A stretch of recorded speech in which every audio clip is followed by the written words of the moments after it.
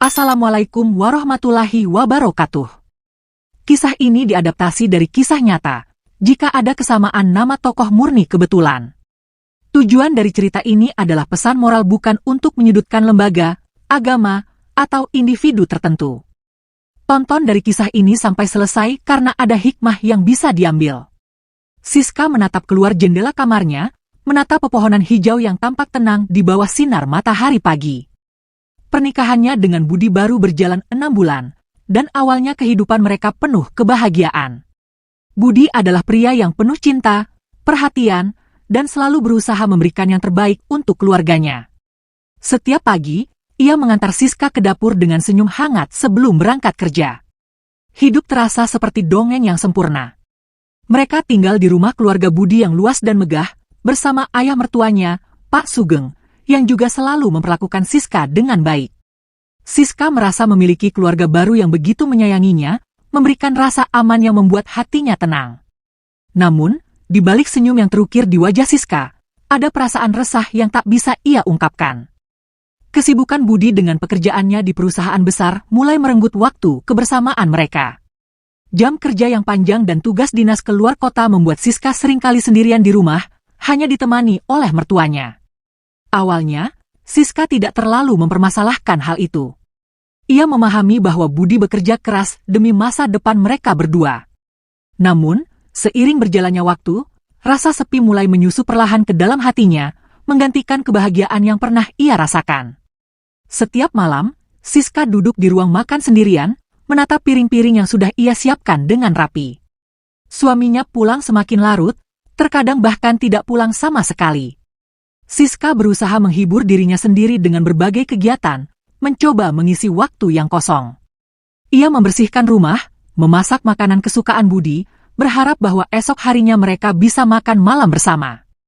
Namun harapan itu seringkali pupus, berganti dengan telepon singkat dari Budi yang mengatakan ia akan pulang terlambat atau terjebak dalam rapat penting. Pak Sugeng, mertuanya, sering menemani Siska di saat-saat seperti itu. Mereka duduk di ruang tamu, berbicara ringan tentang hal-hal sehari-hari. Pak Sugeng adalah pria yang bijaksana dan tenang, dengan senyum yang selalu menenangkan hati Siska. Ia sering bercerita tentang masa mudanya, tentang bagaimana ia membesarkan Budi seorang diri setelah istrinya meninggal. Siska merasa nyaman dengan kehadiran mertuanya, seolah-olah ia adalah sosok ayah yang belum pernah ia miliki. Namun, di balik percakapan santai mereka, Siska mulai merasakan sesuatu yang berbeda. Ada perasaan tak terdefinisi yang mulai tumbuh di antara mereka, sesuatu yang aneh namun tak bisa ia abaikan. Satu malam, Siska terbangun dari tidurnya. Ia menatap sisi tempat tidur yang kosong, tempat di mana Budi biasanya berbaring. Hatinya terasa hampa, dan tanpa sadar ia berjalan ke ruang tamu, tempat Pak Sugeng duduk membaca buku. Belum tidur, Nak? Tanya Pak Sugeng dengan nada lembut. Siska menggeleng pelan, duduk di sebelahnya. Malam itu, percakapan mereka lebih dalam daripada biasanya. Pak Sugeng membicarakan betapa ia mengagumi Siska, betapa beruntungnya Budi memiliki istri sebaik dia. Kata-kata itu, meskipun terdengar tulus, mulai menyentuh bagian hati Siska yang paling rentan. Rasa sepi yang selama ini ia tahan seakan menemukan tempat untuk berlabuh. Hari demi hari berlalu, dan kesibukan Budi semakin menjadi-jadi. Siska semakin sering menghabiskan waktu bersama Pak Sugeng. Kadang-kadang mereka hanya menonton televisi bersama, atau berbicara hingga larut malam. Meski tak ada yang tampak mencurigakan di permukaan, hubungan mereka mulai mengalami pergeseran yang halus namun signifikan. Siska merasa lebih dihargai, lebih dilihat oleh Pak Sugeng daripada oleh suaminya sendiri. Ia mulai menantikan saat-saat kebersamaan itu, meskipun di dalam hatinya, ia tahu ada sesuatu yang tidak benar. Suatu sore, ketika matahari mulai tenggelam di balik bukit, Siska duduk di beranda bersama Pak Sugeng. Angin sepa-sepa membawa hawa dingin yang menyentuh kulit mereka. Pak Sugeng menatap Siska dengan pandangan lembut yang tak biasa, membuat Siska merasa gugup. Kamu tahu, Budi sangat beruntung memiliki kamu, katanya pelan. Siska hanya tersenyum kecil, hatinya berdebar tak karuan. Ia mencoba menepis pikiran yang melintas di benaknya, tetapi perasaan yang dulu hanya samar kini semakin nyata. Di tengah kesendirian dan kebingungan, Siska mulai merasakan bahwa kehidupannya tidak seindah yang ia bayangkan. Hari-hari berlalu, dan Siska merasakan pernikahannya semakin jauh dari apa yang pernah ia impikan. Budi yang dulu penuh canda dan tawa kini berubah menjadi sosok yang dingin, terjebak dalam rutinitas pekerjaan yang seolah tak mengenal waktu. Setiap pagi, ia bergegas berangkat sebelum fajar menyingsing, dan pulang ketika malam sudah larut. Siska seringkali terbangun sendirian di tengah malam, menunggu suara langkah Budi yang tak kunjung datang. Ia merasakan kehampaan yang semakin dalam, seolah-olah ia hanya menjadi bayangan dalam hidup suaminya sendiri. Suatu malam, Siska duduk sendirian di meja makan, menatap piring-piring kosong yang telah ia susun rapi. Makanan yang ia siapkan dengan penuh cinta sudah dingin, sementara Budi tak juga pulang. Dengan berat hati, ia memasukkan makanan ke dalam kulkas, berharap esok pagi suaminya akan sempat mencicipinya. Namun harapan itu selalu pupus setiap harinya, karena saat fajar tiba, Budi kembali tenggelam dalam kesibukan yang seolah tak berujung. Siska mencoba memahami, meyakinkan dirinya bahwa Budi bekerja keras demi masa depan mereka, namun tak bisa dipungkiri, ada kekosongan yang semakin menggerogoti hatinya. Rasa sepi yang terus-menerus menemani hari-harinya mulai mengganggu pikiran Siska. Di rumah yang begitu besar, hanya ada keheningan yang menemani langkahnya. Suara detik jam terdengar begitu keras, seolah menegaskan waktu yang berjalan lambat dalam kesendiriannya. Di tengah kesunyian itu, hanya Pak Sugeng yang menjadi penghibur. Mertuanya itu selalu hadir di saat Budi tak ada, menemaninya mengobrol, terkadang bahkan membantu pekerjaan rumah. Pak Sugeng bukan hanya menjadi seorang ayah mertua, tetapi pelan-pelan berubah menjadi satu-satunya sosok yang membuat Siska merasa diinginkan. Setiap kali Budi pulang, ia terlihat lelah dan hanya ingin segera tidur. Percakapan mereka semakin jarang, seolah mereka hidup dalam dua dunia yang berbeda.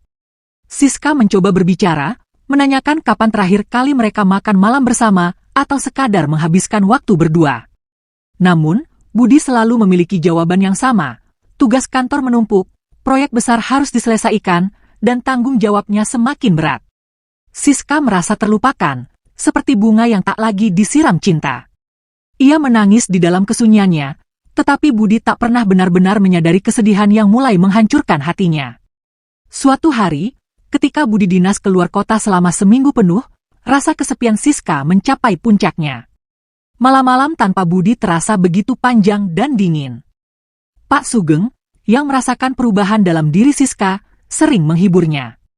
Mereka mulai makan malam bersama di meja makan yang biasanya hanya menjadi tempat sepi. Percakapan mereka semakin dalam, tak lagi hanya tentang hal-hal ringan. Siska merasa ada seseorang yang mendengarkannya, seseorang yang peduli, sesuatu yang selama ini tidak ia dapatkan dari suaminya. Pak Sugeng, dengan caranya yang lembut dan penuh perhatian, mulai menjadi tempat curhat Siska. Ia bercerita tentang rasa sepinya, tentang betapa ia merindukan sosok Budi yang dulu. Siska tahu seharusnya ia tidak begitu terbuka dengan mertuanya, tetapi ia tak bisa menahan diri. Pak Sugeng, di sisi lain, tampak memahami setiap keluh kesahnya, menanggapinya dengan kata-kata bijak yang membuat hati Siska sedikit lebih tenang. Namun, di balik semua itu, ada perasaan lain yang mulai tumbuh, perasaan yang seharusnya tak ada. Siska mulai melihat Pak Sugeng dengan cara yang berbeda. Perhatian yang diberikan mertuanya terasa hangat, bahkan lebih hangat daripada yang ia rasakan dari suaminya sendiri. Setiap kali Budi menelepon, percakapannya hanya sebatas pekerjaan, tanpa ada tanya tentang bagaimana keadaan Siska. Sementara itu, Pak Sugeng selalu ada, menanyakan apakah Siska sudah makan atau butuh sesuatu. Ia tak pernah menyangka bahwa ia bisa merasakan perasaan seperti ini kepada mertuanya, tetapi kesepian telah mengaburkan batas-batas moral yang dulu ia junjung tinggi. Di malam-malam sepi, ketika hanya ada cahaya temaram dari lampu ruang tamu, Siska sering termenung. Ia tahu ada sesuatu yang salah, tetapi ia juga tak bisa menolak perasaan nyaman yang muncul ketika Pak Sugeng berada di dekatnya. Hubungan mereka yang awalnya biasa berubah menjadi semakin intim. Pak Sugeng bukan lagi hanya sekadar mertua, ia menjadi satu-satunya sosok yang membuat Siska merasa diperhatikan. Perlahan, Siska mulai tenggelam dalam kebingungan, terjebak di antara kesetiaannya kepada Budi dan perasaan baru yang tak bisa ia abaikan. Pagi itu, Siska terbangun lebih awal dari biasanya. Ruangan terasa sunyi, hanya terdengar suara deru angin dari luar jendela. Ia melirik ke arah tempat tidur yang masih kosong di sampingnya. Budi masih belum pulang. Perasaan kesepian kembali menghantui hatinya, namun ada perasaan lain yang kini mulai mengganggu pikirannya. Perasaan yang sulit ia pahami, tetapi semakin hari semakin kuat. Pak Sugeng, yang selalu berada di dekatnya, kini menjadi sumber kehangatannya menggantikan peran suaminya. Siska tak bisa membohongi dirinya sendiri bahwa ia mulai merindukan kehadiran mertuanya setiap hari. Setiap pagi setelah Budi pergi, Siska dan Pak Sugeng seringkali duduk di beranda, mengobrol tentang berbagai hal. Kebersamaan itu mulai terasa lebih intim. Awalnya, Siska hanya menganggapnya sebagai bentuk perhatian dari seorang ayah mertua, tetapi semakin lama, percakapan mereka menjadi lebih pribadi.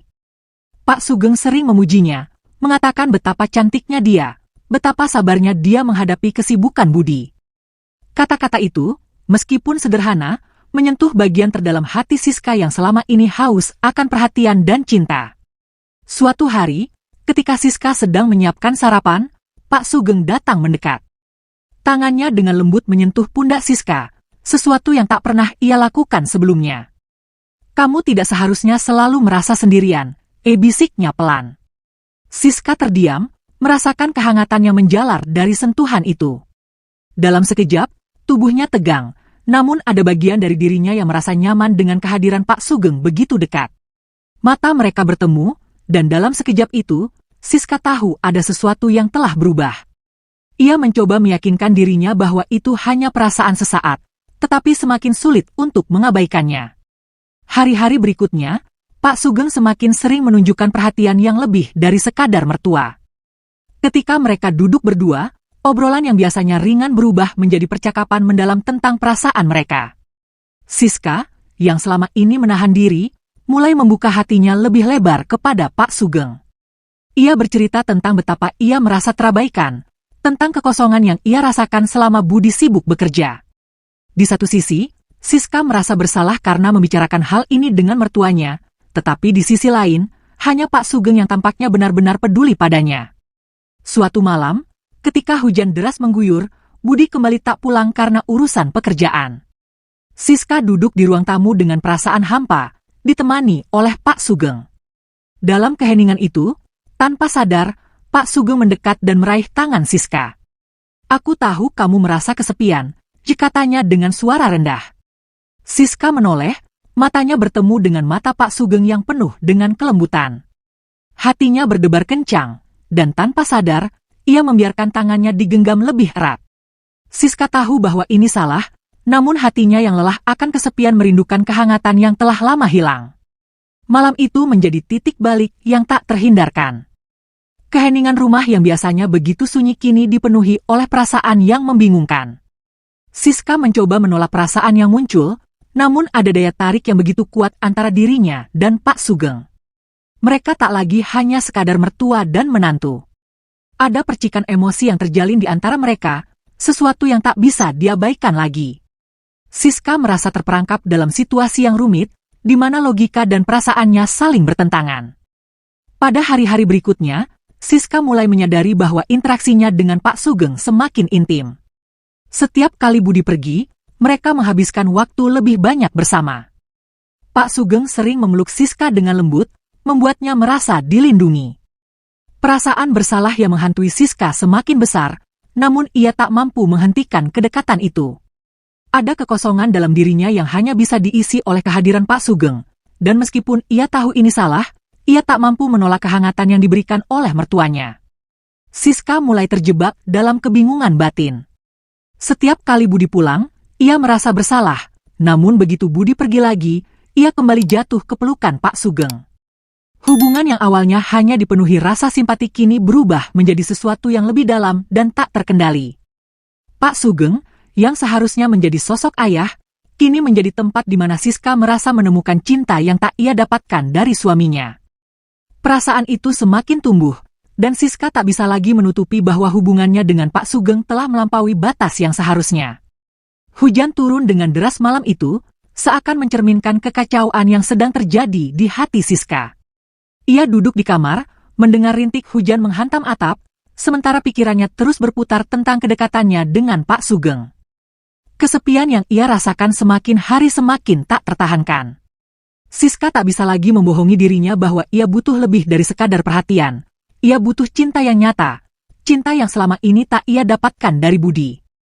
Ketika langkah kaki Pak Sugeng terdengar mendekati pintu kamarnya, Siska tak bergerak, tubuhnya terpaku dalam kebingungan. Pak Sugeng mengetuk pintu pelan sebelum masuk. "Kamu baik-baik saja?" tanyanya dengan suara lembut. Siska mengangguk tanpa berkata apa-apa, namun pandangannya tetap tertuju pada lantai. Pak Sugeng mendekat dan duduk di sampingnya. Kehangatan tubuhnya seolah menjadi satu-satunya pelipur lara dalam keheningan yang menyesakan.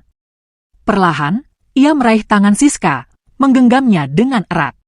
"Aku tahu ini semua berat untukmu," bisiknya lagi, kali ini dengan nada yang lebih dalam. Siska merasa hatinya hancur, namun ada bagian dari dirinya yang justru merasa tenang dengan sentuhan itu. Ketegangan yang memenuhi ruangan semakin terasa. Dalam keheningan, hanya suara hujan yang menjadi latar belakang dari perasaan-perasaan yang tak terucapkan. Pak Sugeng tak lagi sekadar mertua, ia kini menjadi pria yang memberi Siska perhatian dan cinta yang tak pernah ia rasakan lagi dari Budi. Ketika tangannya menyentuh wajah Siska, ia tak lagi bisa menahan perasaannya. Air mata Siska jatuh, bukan karena kesedihan, tetapi karena rasa lega yang tak terduga. Ia merasa dilihat, diperhatikan, dan dicintai, meskipun ia tahu perasaan ini salah. Pak Sugeng menatap dalam-dalam ke mata Siska, seolah meminta izin untuk melangkah lebih jauh. "Aku tak ingin melihatmu terus terluka seperti ini," katanya pelan. Siska tak menjawab, tetapi anggukan halusnya cukup untuk memberi isyarat bahwa ia membutuhkan kehangatan itu. Perlahan, Pak Sugeng mendekat dan mencium keningnya dengan lembut, sesuatu yang belum pernah ia lakukan sebelumnya. Ciuman itu begitu lembut, namun penuh makna. Siska menutup matanya, membiarkan dirinya tenggelam dalam momen itu, mengabaikan semua logika yang berusaha menahannya. Detik demi detik berlalu, hingga akhirnya mereka tak bisa lagi menahan diri. Malam itu, dalam gelapnya kamar yang hanya diterangi oleh cahaya remang-remang dari luar, hubungan mereka melampaui batas yang seharusnya. Siska tahu ia sedang melakukan kesalahan terbesar dalam hidupnya, tetapi pada saat yang sama, ia merasa ini adalah satu-satunya cara untuk mengisi kehampaan yang selama ini menggerogoti hatinya. Pak Sugeng memberikan cinta yang ia butuhkan, sesuatu yang tak lagi ia dapatkan dari Budi. Setelah semuanya terjadi, Siska berbaring dalam keheningan, merasakan detak jantungnya yang masih berdegup kencang. Pak Sugeng diam di sampingnya, tak satu kata pun terucap dari mulut mereka. Hujan masih turun dengan deras di luar, seakan menutupi semua kesalahan yang baru saja mereka perbuat. Siska tahu, hidupnya tak akan pernah sama lagi. Meskipun ia merasa bersalah, ada kelegaan aneh yang menyelimuti hatinya. Untuk pertama kalinya dalam waktu yang lama, ia merasa dicintai dan diinginkan. Namun, setelah keheningan itu berlalu, realitas mulai menghantam Siska. Ia tahu bahwa apa yang terjadi malam ini tak boleh terulang, bahwa hubungan mereka tak bisa berlanjut. Tetapi bagaimana ia bisa mengabaikan perasaan yang kini telah tumbuh begitu kuat? Pak Sugeng tak hanya sekadar mertua lagi, ia telah menjadi bagian dari hidup Siska yang sulit untuk dilepaskan. Dalam pikirannya, konflik batin semakin membesar, menciptakan jurang antara apa yang benar dan apa yang ia inginkan. Malam itu menjadi awal dari kehancuran yang perlahan-lahan akan meruntuhkan kehidupan Siska. Ia tahu, semakin ia tenggelam dalam hubungan ini, semakin sulit baginya untuk keluar. Namun, perasaan cinta yang ia rasakan begitu nyata, membuatnya sulit untuk berpaling. Siska terperangkap dalam dilema yang tak berujung, terombang-ambing di antara cinta terlarang dan kesetiaannya kepada Budi, suami yang tak lagi ada untuknya. Hari-hari berlalu dengan perasaan yang semakin berat di hati Siska. Kedekatan dengan Pak Sugeng tak lagi bisa disembunyikan. Setiap malam ketika Budi tak ada, mereka terjebak dalam lingkaran yang semakin sulit dihindari. Namun, Siska mulai merasa ada yang berubah dalam tubuhnya. Pagi-pagi, ia sering merasa mual dan lelah tanpa alasan yang jelas. Awalnya, ia berpikir ini hanya efek dari stres yang ia rasakan, namun gejalanya semakin parah, hingga akhirnya Siska memutuskan untuk melakukan tes kehamilan secara diam-diam. Saat garis 2 muncul di alat tes kehamilan, dunia Siska seolah berhenti. Tangannya gemetar, tatapannya kosong. Pikiran tentang bayi yang kini tumbuh di dalam rahimnya membuatnya terkejut sekaligus takut. Ia mencoba menyangkal, berharap ini hanya mimpi buruk yang bisa ia bangun dari seketika.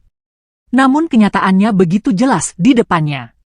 Air mata jatuh perlahan di pipinya, perasaan campur aduk antara kebahagiaan dan ketakutan merajai dirinya. Siapa ayah dari anak ini? Meski hatinya tahu jawabannya, Siska merasa mustahil untuk menerima kenyataan yang sedang ia hadapi. Ketika malam tiba, Siska berusaha untuk tetap tenang di depan Pak Sugeng. Namun, semakin lama, sulit baginya untuk menutupi kegelisahannya. "Kamu kenapa?" tanya Pak Sugeng saat melihat wajah Siska yang pucat. Siska hanya menggeleng tanpa kata, mencoba menahan air mata yang hampir tumpah. Namun, tatapan penuh perhatian dari mertuanya membuat pertahanan dirinya runtuh. "Aku hamil," bisik Siska dengan suara bergetar, hampir tak terdengar. Ruangan itu seketika hening, hanya suara jam dinding yang terdengar berdetak, seakan mengukur waktu yang tak lagi mereka miliki. Pak Sugeng terdiam, wajahnya tak bisa menyembunyikan keterkejutan yang mendalam. Ia berdiri dari kursinya, melangkah mundur sejenak, seakan mencoba memahami apa yang baru saja ia dengar. "Apa?" Suaranya terdengar berat, hampir tak percaya. Siska tak mampu menjawab, hanya menunduk dalam kepasrahan. Ia tahu bahwa kabar ini adalah bencana bagi keduanya.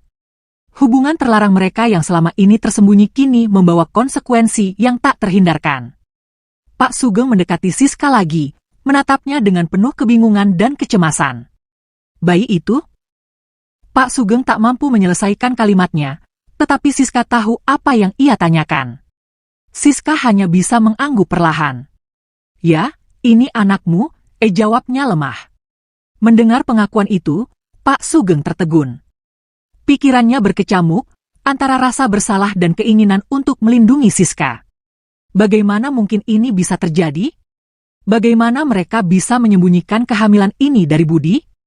Pikiran tentang bagaimana hidup mereka akan berubah membuatnya merasa terpojok. Tapi di balik rasa takut itu, Pak Sugeng merasakan perasaan lain. Perasaan bahwa ia akan menjadi ayah lagi, meski dengan cara yang salah. Siska merasakan perasaan yang sama. Di satu sisi, ia sangat takut dengan apa yang akan terjadi. Kehamilan ini adalah rahasia besar yang bisa menghancurkan seluruh hidupnya. Bagaimana jika Budi tahu? Bagaimana jika keluarga mengetahui aib yang telah terjadi?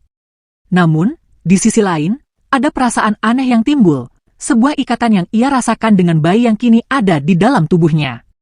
Anak ini adalah buah dari cinta terlarang, namun ia tetap merasa bahwa ia harus melindungi bayi ini, apapun yang terjadi. Malam itu terasa lebih panjang dari biasanya. Siska dan Pak Sugeng duduk dalam keheningan, memikirkan langkah apa yang harus mereka ambil. Perasaan takut, bingung, dan cinta bercampur menjadi satu. Mereka tahu bahwa jalan di depan mereka penuh dengan tantangan dan bahaya. Namun, mereka juga tahu bahwa mereka telah terjebak dalam hubungan yang terlalu dalam untuk kembali. Anak ini akan mengubah segalanya, dan hidup mereka tak akan pernah sama lagi. Akhirnya, dengan berat hati, mereka sepakat untuk menyembunyikan kehamilan ini dari Budi, setidaknya sampai mereka bisa menemukan cara untuk menghadapinya. Siska merasa hancur, namun ia tak punya pilihan lain.